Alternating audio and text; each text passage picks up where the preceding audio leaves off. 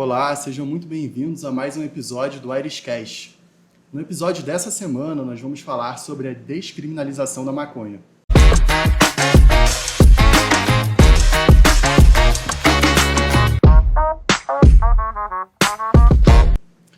Recentemente, o Relatório Mundial sobre Drogas do Escritório das Nações Unidas sobre Drogas e Crimes apontou que, globalmente, mais de 296 milhões de pessoas usaram drogas em 2021, um aumento de 23% em relação à década anterior.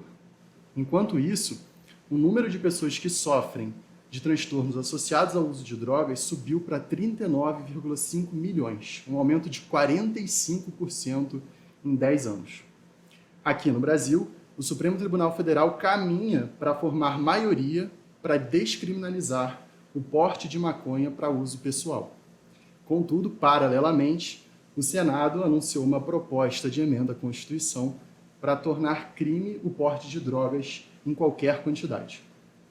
Para debater a descriminalização da maconha e suas implicações, me acompanham nessa mesa doutora Mariana Carneiro de Barros, doutora em Memória Social pela Universidade Federal do Estado do Rio de Janeiro, com a linha de pesquisa Memória e Espaço, mestre em Ciências Sociais e Jurídicas pela Universidade Federal Fluminense, com a linha de pesquisa Democracia, Cidadania e Direitos Humanos, graduada em Direito pela Universidade Católica de Petrópolis, com monografia de final de curso na área da Filosofia do Direito, possui atuação profissional acadêmica com ênfase nos estudos de políticas públicas de memória.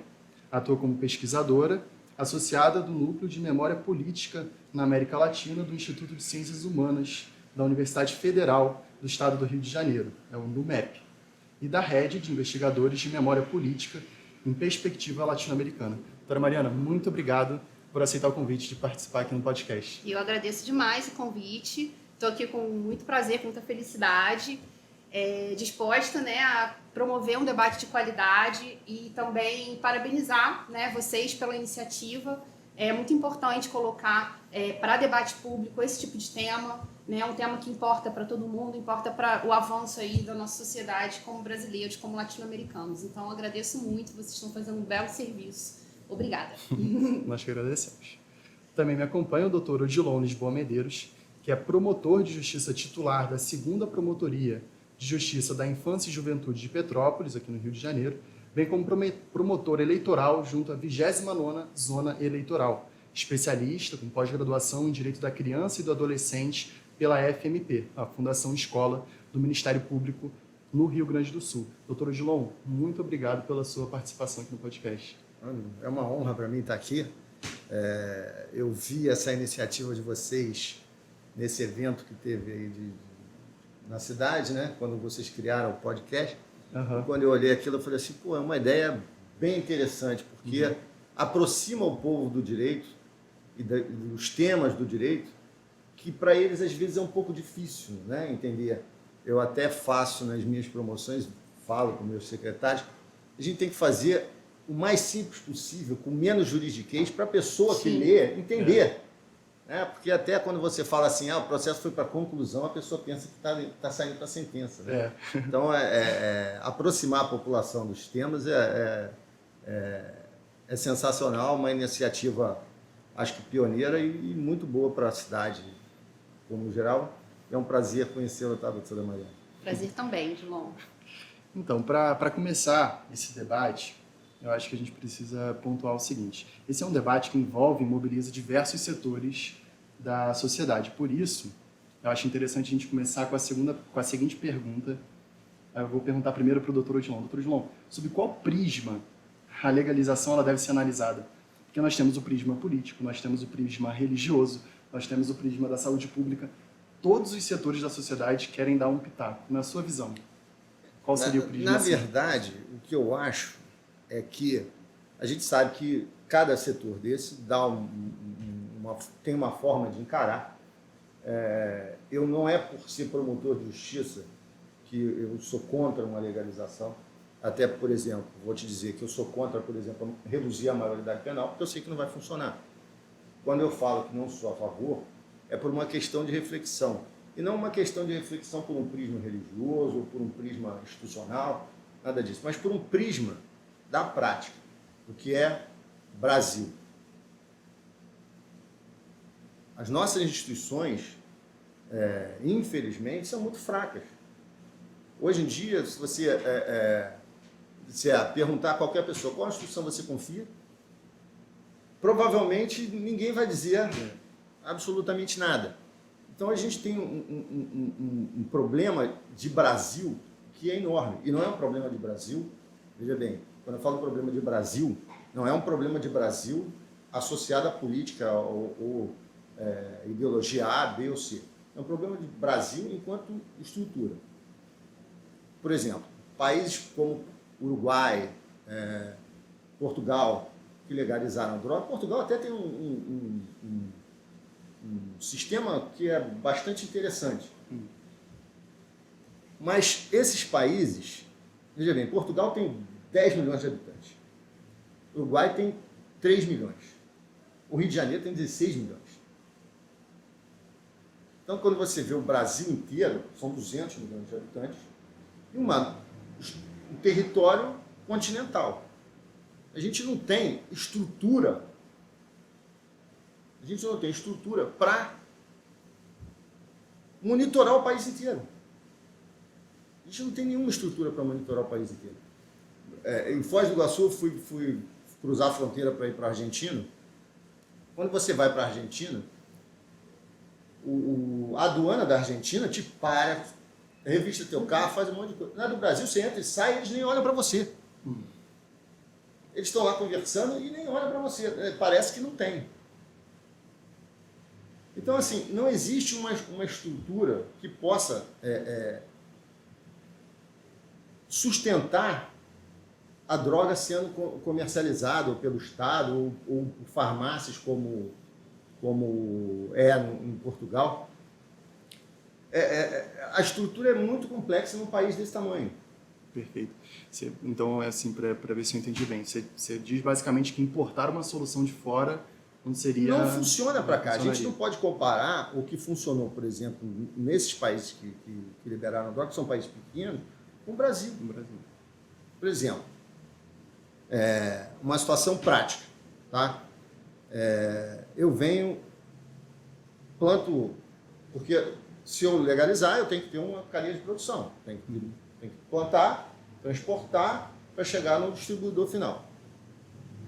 Plantei num estado, por exemplo, lá na Amazônia. Coloco 20 toneladas de maconha num caminhão para vir para o Rio de Janeiro. Ele vai chegar aqui? Ele vai chegar aqui? Ele não vai chegar aqui.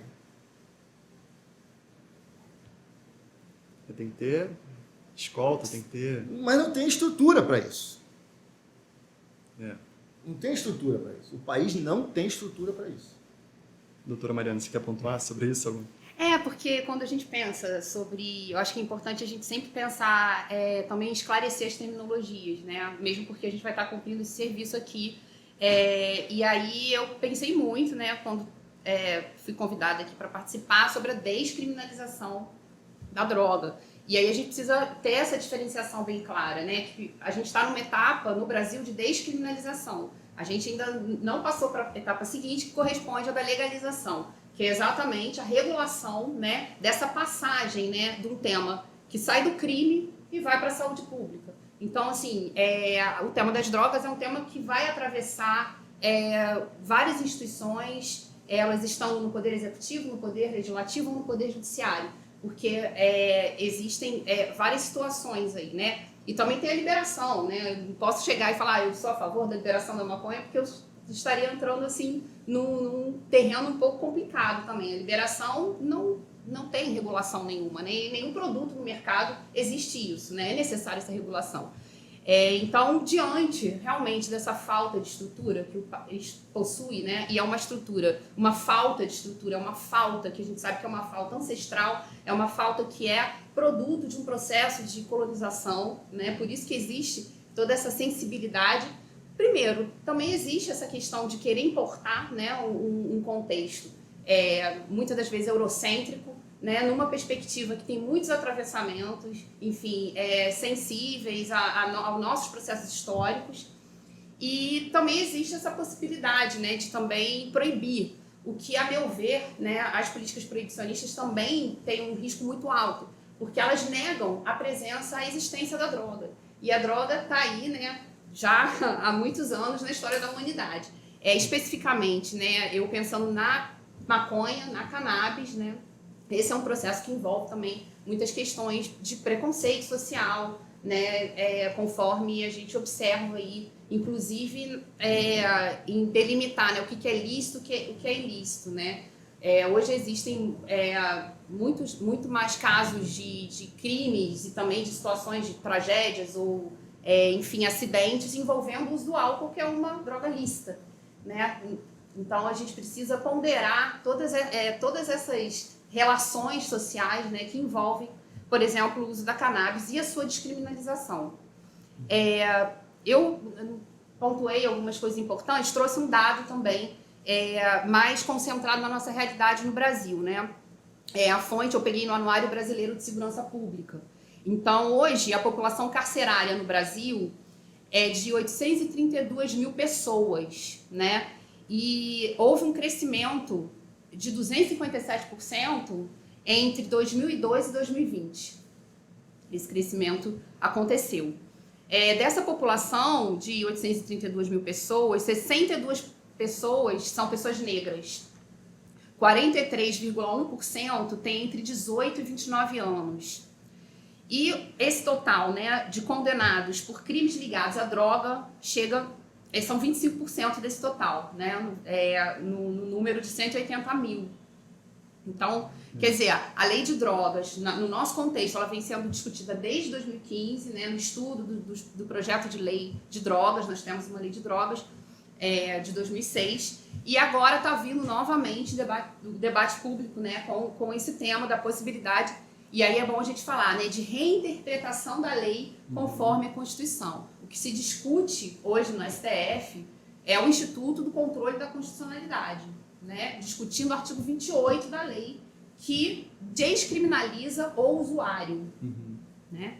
Então é importante a gente ter essa clareza também para entrar numa discussão acerca de como também, usando o direito comparado, que é uma ferramenta científica, a gente pode trazer para a nossa realidade, sim, algum tipo de avanço nisso, né? Principalmente em relação à consequência, que é o aumento da população carcerária, assim, de forma exorbitante, né? E que deixa bem claro esse tipo de preconceito, né, que a gente vive hoje. Então, eu acho que para início, assim, né, dando um panorama geral, né? Tem mais coisa para dizer, mas a gente vai conversando aos poucos, assim. Então, exatamente. O que o STF está discutindo, né, basicamente, falando uma linguagem bem simples, qual é a quantidade que determina ou que diferencia um traficante de um usuário. É isso, exatamente, né, Odilon, basicamente. E eles chegaram a apontar uma quantidade de 60 gramas. Gente, 60 gramas é porque as pessoas não têm noção. Tá? Um cigarro tem menos de 1 grama. E quando você coloca o papel, é que ele vai chegar a 1 grama. Então, 60 gramas é um saco desse tamanho. Dificilmente, quando a gente tem uma pessoa que é apreendida ou presa por tráfico, ela está com uma quantidade dessa na mão. Ela está com quantidades menores até para tentar driblar e sair como usuário. Né? Ninguém leva uma quantidade dessa de 60 gramas é uma quantidade muito grande. Então, o problema, às vezes, do STF, na minha visão, né, é que eles saem um pouco da realidade. Né? Até na questão, por exemplo, do aborto, que eles querem liberar. E aí eles falam 17 semanas. Beleza. Eu não sou pai, eu sei como é que é. O médico nunca afirma para você que são 17 semanas. Ele fala assim, aproximadamente 17 semanas. Entendeu? Então você não sabe ao certo ali. Então o problema do STF, ele quer criar alguns marcos que não é ideal. Né? Para isso existe a figura do juiz. Né? Para isso a gente não tem um computador dando sentença. Se a gente tivesse um computador dando sentença, é tanto, beleza, acabou. Né? Mas a gente não tem, a gente tem um ser humano ali, que é o juiz, para ver a situação. Né? E muitas vezes principalmente nós na infância ali, quando a gente tem esse tipo de situação, e que a gente olha a história daquele menino, daquele jovem, e muitas vezes a gente vê que a gente tem que resolver uma outra situação que não é aquela situação da infração em si, entendeu? Tem um contorno todo por trás. Né? E você legalizar uma quantidade dessa, praticamente você está abrindo uma porta enorme para o tráfico. Né? O consumo aumentou, como disse a doutora Mariana, e ela está com dados perfeitos. Ele aumentou muito, mas ele começou a aumentar depois que a Lei 6368 afrouxou a coisa. Então começou a ter um grande número de usuários, um volume muito maior, e é um volume de dinheiro muito grande. E quanto mais você cria mecanismo para abrir essa porta, pior fica, porque o grande problema não é o usuário em si. O problema é o topo da cadeia, que é o traficante, né? Que são violentos. Criam toda essa celeuma que a gente tem hoje na sociedade.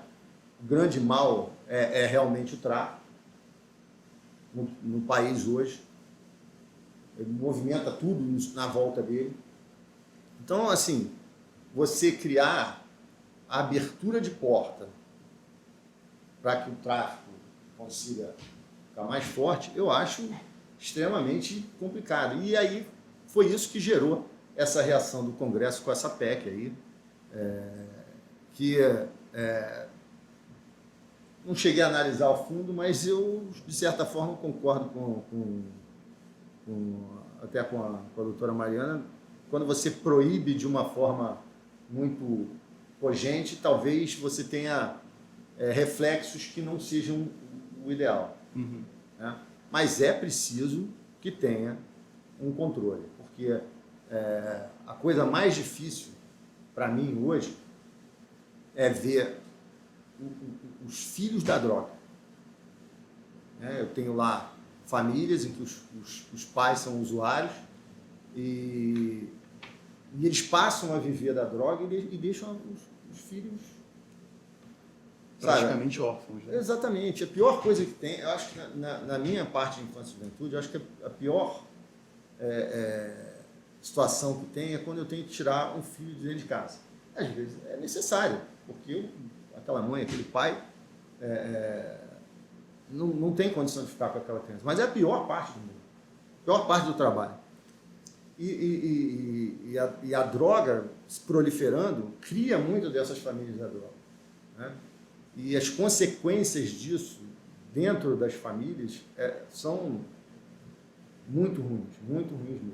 Não posso falar, né? Não posso comentar porque as coisas que eu vejo, mas assim, são bem ruins. Devastadoras, né? E vou passar a palavra para a doutora Mariana, porque dentro dessa limitação, né, que você comentou de 60 gramas, né, e essa é uma crítica que muito se faz ao STF, não só com relação a esse tema, né, que o STF estaria dessensibilizado com relação à realidade do nosso país, a realidade em geral. E uma fala do ministro Luiz Roberto Barroso, que recentemente ele falou o seguinte, ele criticou a política de drogas, ele disse, basicamente, quem determina quem vai preso ou não hoje é o policial. E a gente precisa tirar um pouco ele teria falado basicamente que precisa tirar um pouco dessa discricionariedade do policial de determinar o que é o criminoso e o que é o usuário. Queria que você comentasse um pouquinho sobre isso. E aí eu ia voltar exatamente a esse ponto, né, dessa tese principal que o STF hoje está analisando, que é a tese principal, se o Estado tem ou não legitimidade para intervir, né, em ações autolesivas, porque o usuário estaria aí nessa condição, né, no caso, posse de drogas para uso pessoal. Então, a gente está discutindo uma lesão, né, ao direito fundamental da liberdade, né, nessa discussão que está acontecendo lá no STF. Isso é uma coisa. É bom a gente sempre atentar, né, para essa diferença, né, entre traficante e usuário, que a lei de tóxicos já traz. Ela já estabelece que não é possível a prisão para estes últimos, né, os usuários, e que o uso da maconha não vai implicar encarceramento. Só que tem essa etapa seguinte da descriminalização, que é a regularização. E é exatamente essa a grande questão, né, da lei. ela não tem, existe uma situação de anomia, não tem uma regulamentação. Alguns ministros, inclusive nos seus votos, né, favoráveis à discriminação, eles inclusive focam aí, né, numa solução, que é o quê? Definir quantidades, definir critérios distintivos, porque a lei não tem uma baliza, não tem um critério. Então, realmente, fica complicado, né? Você fazer uma política de redução de danos, né, se não existe esse tipo de matemática que a lei precisa envolver. Então, isso desemboca numa situação muito complicada, porque as coisas continuam do jeito que estão, né, fora do controle. Nós temos uma política de drogas muito atrasada em comparação com outros países que já tiveram, né, essa etapa da legalização cumprida, da regulação cumprida, descriminalizou e regularizou, né, que é o caso do Uruguai, né, nossos irmãos aqui latino-americanos. Eles conseguiram, realmente, foi o primeiro país do mundo que conseguiu, de fato, né, com a legislação, abraçar toda a etapa do ciclo produtivo. Hoje, né, o Estado tem o controle disso, juntamente com cooperativas, mas eu acho que é possível a gente botar olhos nesse exemplo como algo positivo, sim, né, e que a gente pode aprender também. Porque, apesar de a gente ter um território muito maior, né, existem políticas públicas que também podem ser acessadas, até porque nós temos uma história parecida com o Uruguai. Né? Nós somos aqui, estamos nesse Cone Sul, né? Então, é importante. Eu queria falar também, né, sobre essa situação aí trágica, que é o aumento, né, exorbitante da violência gerada pela desigualdade social, quando você não regulariza essa questão. E aí a gente tem o fenômeno da criminalização da pobreza. Sim, nós somos um país com taxas de desigualdades exorbitantes. Então, e a polícia militar, né, à frente da função de uma interpretação legislativa. Porque o que acontece? A maioria dos casos hoje, eu não vou saber agora de fato os números, né? Mas a grande maioria massiva dos casos são o quê? De encarceramento por apreensão policial, depois de um patrulhamento, alguma coisa que, quer dizer, não existe nem processo acusatório na maioria dos casos, né? Porque o acusador é que precisa fazer a investigação, né? Um princípio básico do direito penal. Então, assim, isso é uma questão muito sensível na realidade brasileira hoje. Uma falta, né, de qualificação da investigação, né, desse processo da polícia administrativa, a precariedade, né, onde ocorrem as investigações, e me parece que também é uma questão de vontade política, né? A gente discute muito isso, mas a descriminalização está acontecendo para quem também? Essa é uma pergunta, né? Quem que vai ser encarcerado no final das contas, né? A pessoa que vai estar fumando seu baseado na Zona Sul, né? Ou o menino preto, pobre, da periferia, né? Que tem uma realidade muito próxima ali aos exercícios do tráfico, né? Como que ele vai ser tratado, né? Se ele tem uma quantidade ali, enfim. Você fez um link interessante, eu queria continuar, Odilon, exatamente sobre isso. Que hoje em dia, qualquer morador da Zona Sul consegue drogas com facilidade, até com delivery. Ele liga para entregar na casa dele, e seja a droga que for, né? Mas maconha normalmente é a mais comum, né? Então, Dr. John, você não considera que a proibição hoje ela é seletiva na prática? Olha só, seletiva ela não é, porque não tem nada lá dizendo que só posso prender A, B ou C. Né? A lei é igual para todo mundo, mas aí entra o problema que eu falei desde o começo, Brasil. Entendeu? O problema Brasil. Né? E quanto a doutora Mariana falou, realmente, de fato, sempre que o policial sempre que a gente tem uma apreensão de droga, é o policial que vai fazer, porque a lei exige, praticamente a lei exige flagrante, porque tem que estar com a droga. Então, eu não posso prender um usuário porque eu vi ele fumando lá longe, ele jogou fora e ele não tem mais a droga. Então, tem que ser. Mas existe um freio contrapeso. Essa tese do Supremo que é o policial, não é o policial. Né? Porque o promotor tem que analisar, o advogado vai defender e o juiz vai dar a sentença. Então, no final, a palavra final é a do juiz. Então, ele é que vai dizer se foi tráfico, se foi uso, o que foi. Né? Já cansei de desclassificar a apreensão que era tráfico para uso. Isso aí é normal. Agora, quanto a esse contraste, é isso. Existe realmente um policiamento muito maior dentro das áreas mais pobres do que das áreas mais ricas. Mas, em lei, não existe nada que traga essa discriminação. O que acontece é que, infelizmente, as instituições, às vezes, não funcionam. E esse é o que eu estou querendo dizer desde o começo aqui. Não funciona porque as instituições no Brasil não funcionam. Perfeito. E, doutora Mariana, Sim. você mencionou a questão da desigualdade social, né? E a gente comentou agora essa questão da Zona Sul, né? Que a gente consegue rapidamente consumir drogas com muita facilidade. E o que a gente observa, né, é que é o que você falou, que o impacto recai sobre a camada da população que é mais carente, né? E a gente poderia dizer, por exemplo, que o consumo de drogas ele impulsiona a desigualdade social e vice-versa. A desigualdade social impulsiona o consumo de drogas. É um círculo vicioso, de certa forma. Eu não sei se o consumo de drogas impulsionaria a desigualdade. Eu vejo que o modo de criminalizar essas drogas aumenta Não, perfeito. a desigualdade.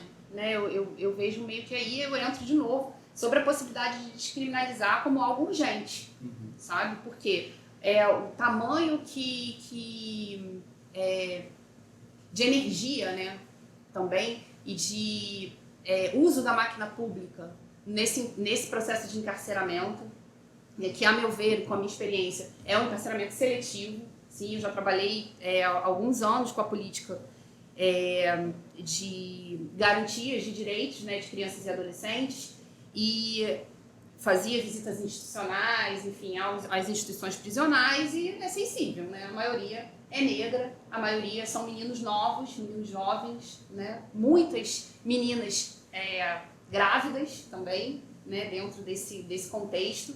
Enfim, existe essa seletividade. A descriminalização reduziria, ao meu ver, isso, e a gente tem alguns casos de que, né, diminuiu isso. Países grandes, como o Canadá, né, já inicia esse processo também, Malta, África do Sul, né, existe esse processo já mais aí, né? Quer dizer, todas com regulação legislativa, né? Ou a descriminalização. Tem gente que ainda está mais caminhando aí, que é o caso da Tailândia. Está parecido com a gente, assim. E é um país também com várias questões estruturais de subdesenvolvimento, né? Então, eu acredito que a descriminalização vai adiantar esse processo, né, enquanto política de redução de desigualdade mesmo, né, principalmente nesse setor do sistema penitenciário, né? E quando a gente fala sobre descriminalização, eu acho que um dos principais argumentos para quem defende a descriminalização é que o criminoso, o crime organizado, ele perderia parte do seu poder. O que você pensa sobre isso, doutor Odilon? Isso é a maior falácia que existe na face da Terra. Isso é coisa de quem não para pensar um segundo, né? O que acontece aqui no Brasil? Você vai no Uruguai, por exemplo, ou em Portugal, você já viu algum bandido com um fuzil na rua lá? Não sei se você já foi nesses países, mas ninguém vê bandido com fuzil na rua lá. Aqui você vê o bandido com fuzil na rua. Aliás, é difícil você ver até o policial com fuzil. Sim. Não, o policial não anda armado. A grande parte do policial não anda armado. Aqui o cara tá com fuzil na mão. O fuzil é uma arma de guerra. Que só o Estado deveria usar. Que só o Estado deveria usar. Enquanto não se entender que a gente vive uma guerra, a coisa nunca vai funcionar. E o que acontece com esse sujeito? Tá? Você vai pegar e o Estado vai vender droga. Beleza, vai vender maconha. Ou vai entregar para alguém vender maconha. Vamos dizer que fosse que nem lá em Portugal, que as farmácias vão vender droga. E a farmácia lá em Portugal, não sei se vocês conhecem, a farmácia lá em Portugal é um carro forte, você não tem nem contato com as pessoas. Tem um vidro blindado justamente por causa deles venderem droga. Né? Não é que nem aqui, né? Tem uma estrutura diferente. Mas, veja bem, você vai botar a farmácia a vender. A farmácia tem que pagar imposto. Então já encarece um pouco a coisa. Eu estou no lugar lá do cara, eu vou falar assim, se você comprar tanto de droga mais pesada, eu te dou a de graça. Ou te faço pela metade do preço. Que é o que vai acontecer. Oferta e procura. E outra coisa, o principal argumento é o seguinte, o cara que está lá, de fuzil na mão, e com a vida voltada para o crime, não é porque ele não vai poder vender maconha que ele vai deixar de ser bandido. Isso é um exercício de pensamento de quem não para 2 segundos para pensar. Se acabar o lucro dele, que não vai acabar, porque ele vai continuar vendendo as drogas mais pesadas. Mas se acabasse, ele ia descer para a rua, ia te assaltar, ia sequestrar. Antes do boom da droga, de aumentar o consumo da droga e aumentar o lucro deles, ele tinha sequestro direto. Aqui na cidade, várias pessoas foram sequestradas. Na Colômbia mesmo, o pai de um jogador famoso, que fez verdade, até os gols no Brasil, Sim, foi recentemente, sequestrado. né? Eles estavam precisando de grana, vamos sequestrar o pai do cara, porque o cara tem dinheiro. Então, é uma ideia, assim, por isso que eu falo, quem acha, quem tem esse argumento de que o traficante vai deixar de... É porque não para pensar um segundo, ele não vai deixar de viver no crime organizado, até porque ele não tem qualificação para fazer algo lícito que renda para ele a grana que ele tem. Porque é muito dinheiro. É muito dinheiro. Ele não vai... o governo vai vender maconha? Eu vou parar, vou para casa, não vou fazer mais nada. Pelo amor de Deus, isso é falta de mínimo de 5 segundos de pensar. O cara não vai deixar de ser bandido. Se ele não puder vender droga, ele vai fazer outra coisa. Ele não está ali de fuzil na mão para brincar. Mas assim, ele migrando, ele não perderia um pouco do capital? Sendo o tráfico, teoricamente, daria mais grana? Ele não vai perder capital porque ele vai continuar vendendo as drogas pesadas. Que são as que rendem mais dinheiro. Daí começa. E mesmo se ele não pudesse vender nada, ele ia roubar, ele ia sequestrar, ia cometer outros crimes que são crimes voltados para o dinheiro. Aliás, os garotos, quando entram nessa da droga, eu costumo dizer o seguinte, né? Os nossos filhos têm como super-herói, né? O Capitão América, o Batman, o Super-Homem.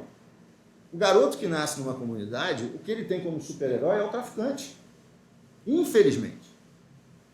Porque é o que ele vê, que tem poder, que faz, É a cultura do crime, né? Sim, e de certa forma eles conseguem criar um ambiente dentro ali da sociedade deles de neutralidade ali dentro, né? Coisa que o Estado não faz, que o Estado deveria estar fazendo. É exatamente isso. Esse controle pelo Estado, inclusive, né, a gente está falando da mesma coisa, que é como fazer o combate à guerra de drogas, né? Nós somos um país que, cara, a gente morre muito, né? Por conta do tráfico. O tráfico dominou o nosso país. Todas as instituições são dominadas pelo tráfico, principalmente pelo surgimento da figura das milícias. Então a gente precisa ter uma clareza em relação a isso. Tráfico, né? Foi um aprofundamento do tráfico, quer dizer, com mais tecnologia, digamos mais assim, porque né? Fica muito mais fácil de você infiltrar. A inteligência do tráfico que dá de 1000 a 0 na nossa inteligência aqui para criar políticas públicas para isso, né? O Rio de Janeiro foi palco de uma guerra das milícias há 3 semanas. Gente, há 3 semanas. Então, assim, eu acho que a gente precisa, sim, fazer cada vez mais, sabe, Odilon, essa discussão, botar em debate público, para que a gente encontre alguma solução, né? A gente que cumpre uma função pública que realmente entende, né, que o tráfico, ele dificulta muito a nossa evolução como sociedade, né? Porque existe um poder paralelo que influencia, faz lei, né? Fabrica lei. Então, assim, como que a gente vai lidar lidar com essa situação que é do presente, né? Que é o que está acontecendo agora. Então, trazendo a discussão para a especificidade da maconha, né, no caso, assim. A maconha não é uma droga pesada, mas ela realmente traz um lucro imenso para o tráfico de drogas, né? Eu acho que, depois da cocaína, eu acho que é que mais traz o montante, né, de grana para o tráfico. Então, eu acho que é urgente, sim, a gente começar a fazer esse debate cada vez mais da qualificação dessa discussão, né? Inclusive, quando você fala dessa grana, você fala muito, com a legalização, você traria mais caixa para o governo, ia tributar, ia ter poder regulação. reverter o dinheiro para serviços sociais. Sim, tudo que uma norma, né, atribui para alguma situação. Então, a regulamentação colocaria nas mãos do Estado, e aí é claro, né, o Estado precisa, com as políticas públicas, entender como é que vai ser isso, porque existe também, atravessando a coisa da indústria farmacêutica, que é uma avalanche aí, né, dentro da economia mundial. A gente tem um certo... eu acho que a gente faz algumas confusões, assim, né? Às vezes com esse debate, porque fica muito centrado no que é certo e no que é errado, né? A gente tende a ter algumas posições moralistas, porque a gente sabe que a droga, né, ela precisa ter um uso cuidadoso, né? Somos pessoas aqui, eu acho que você tem filhos, né, John? Então a gente começa também a pensar, né, em outros parâmetros, assim, até de formação, né, dos jovens hoje, como que a gente vai lidar, né, com a temática da droga. A maconha tá aí, sabe? A juventude fuma maconha, né? Os amigos das minhas filhas, né, ou as minhas filhas podem estar fumando maconha hoje, principalmente nos valores que a classe média hoje tem, que é pulverizado isso, né? A gente tem uma discussão maior em relação à maconha hoje, mais livre também, o que é importante, né? Porque a gente não pode levantar a bandeira hoje. Existem alguns políticos que resolveram levantar a bandeira em relação ao proibicionismo, por exemplo, né? Eles levam o tema levantando bandeira mesmo no Congresso para que a maconha seja extirpada, né, saída da sociedade. E isso não é possível, porque a gente já tem até regulamentado o uso medicinal, né? Não pelo judiciário, mas por outras instituições, né? Muitas assembleias legislativas dos estados, né, tem muitos projetos de lei tramitando acerca desse tema, da regulamentação do uso medicinal.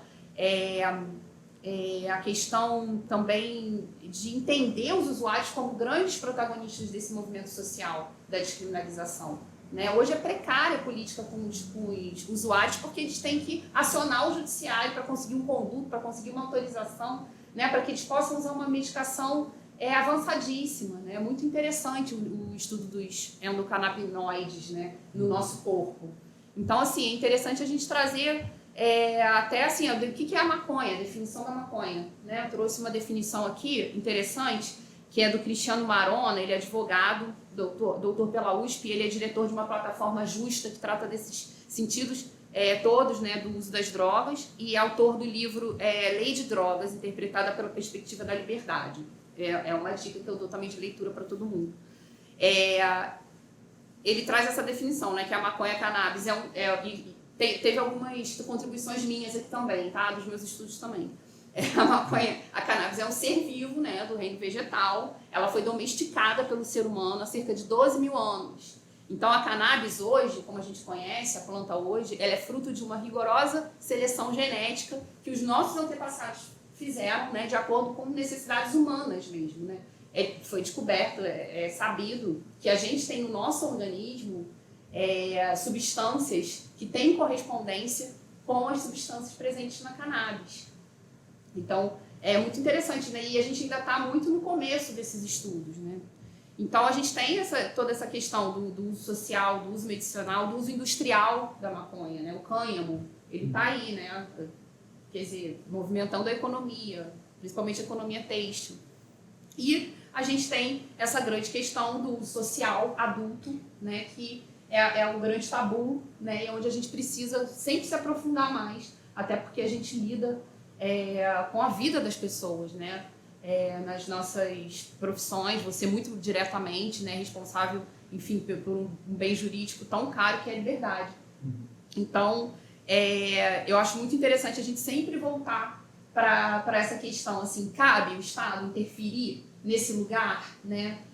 Não é, acho que, mais inteligente a gente aumentar essa qualificação das pessoas, né? Para que a gente mude esse paradigma, né? Abandone esse paradigma puramente repressivo, que é um proibicionismo tradicional, né? Que fixa esse usuário, né? Como um potencial perigo, né? Como se fosse haver um boom, né, de todo mundo vai começar a usar maconha. Da mesma forma que você fala, o cara, o traficante, não vai deixar de trabalhar no tráfico porque a maconha foi, né, vai haver um jeito aí do tráfico continuar. Mas vamos reduzir essa violência, né, vamos fazer a nossa parte, né. Então eu acho que fazer esse deslocamento de um paradigma proibicionista para um paradigma mesmo científico, sabe, para a maconha, com enfoque nessa qualificação de políticas públicas, né, que lidem com essa questão.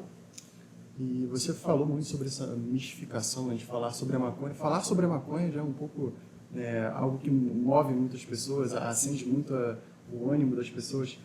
Doutor João, até na sua prática, né, você não considera que falta um pouco de campanhas de conscientização mesmo, de esclarecimento, principalmente para os jovens, né, que é o público que é mais afetado pelo uso indiscriminado das drogas?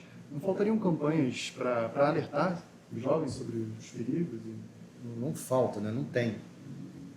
Diferente. Não existe uma campanha que alerte o jovem o que a maconha pode causar no organismo dele. Né? E simplesmente falar que... Não existe nenhum não nenhuma esfera das drogas. Não usa e pronto. É o que você escuta as pessoas falando. Ou pode usar, enfim. Mas você não tem uma campanha de conscientização de dizer quais os efeitos que aquilo tem. De fato, a gente tem que, como disse a doutora Mariana, a gente tem que separar a coisa. O canabidiol, que é usado como medicamento, eu já conheço pessoas que usam, autorizadas e tal, e funciona muito bem. Mas é até um argumento para mim para dizer que a maconha não deve ser liberada. Porque eu costumo sempre falar, o nosso cérebro trabalha em pulso elétrico. O paciente que usa o canabidiol, ele tem o cérebro como se ele fosse em alta tensão, né? Muito estímulo, né? Isso. E quando ele usa o canabidiol, ele vem ao normal, para de ter convulsão.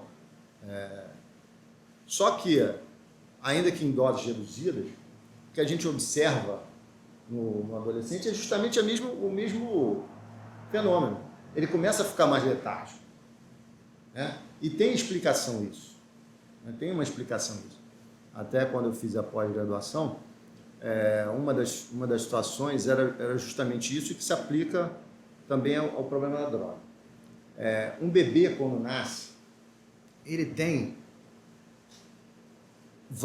centenas de neurônios, mas esses neurônios, eles precisam de estímulo.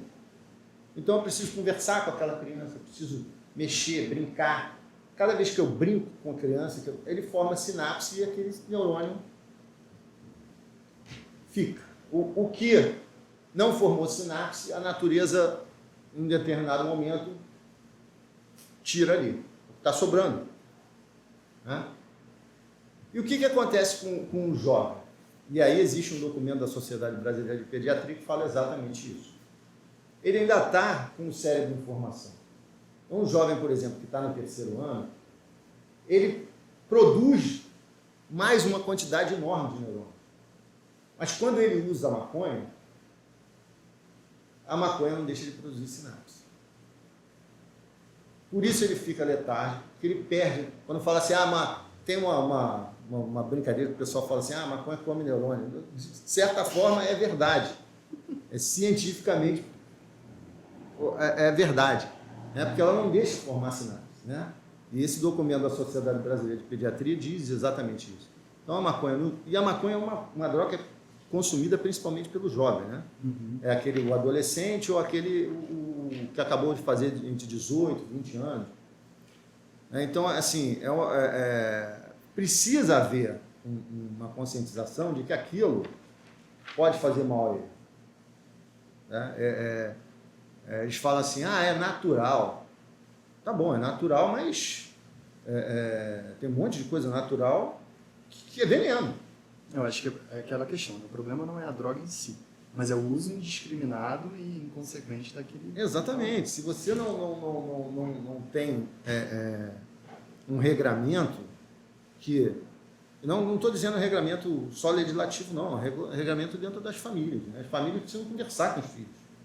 O que a gente tem hoje mais é que as famílias não conversam com os filhos. Né? Então, se você não tem um regramento, a coisa sai do controle. Né? O Estado existe justamente para isso, para que exista alguma forma de controle.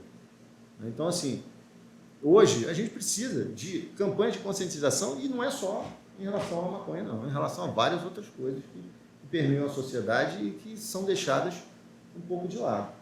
Perfeito. Doutora Mariana, quer comentar alguma coisa sobre o assunto? Eu concordo com essa perspectiva de que é necessário sempre, né, dentro de uma estratégia, de uma metodologia, de política pública, inserir a educação aí em primeiro lugar. A gente tem algumas boas práticas que aconteceram, principalmente em relação ao tabagismo, né? As políticas educacionais diminuíram muito o índice, né, de doenças provocadas pelo tabagismo, quer dizer, a dependência química ficou mais fácil de ser tratada por conta do conhecimento. Né?